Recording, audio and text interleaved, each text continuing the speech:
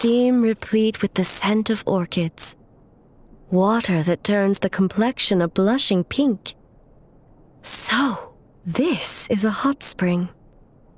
Yes, there are royal hot springs near Tenshukaku, but the plans were set in motion only after Hiragi Hiroshi introduced the Snezhnayan blast furnace to Inazuma, and that was 500 years ago. When the project was complete, I was already in the plain of Euthymia. And, naturally, the body of the shogun has no need for such luxuries.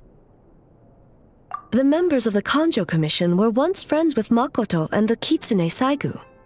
Although mere mortals, those who managed to survive back then were special individuals indeed. What makes you say that?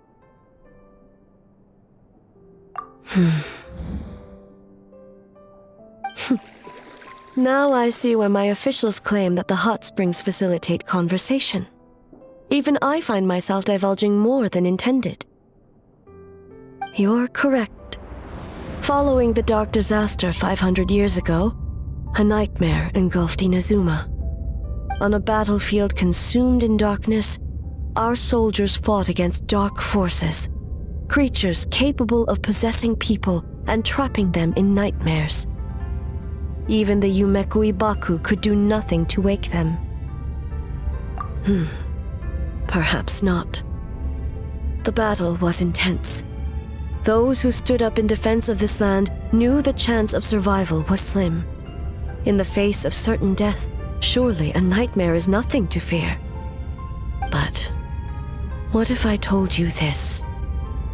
If the person trapped in the nightmare was strong enough to overcome incapacitation, it would become a waking nightmare instead.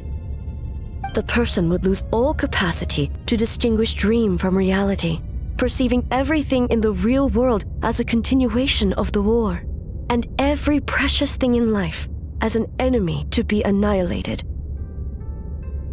And every precious thing in life as an enemy to be annihilated. That is a far more painful nightmare, both for the person in question and those around them.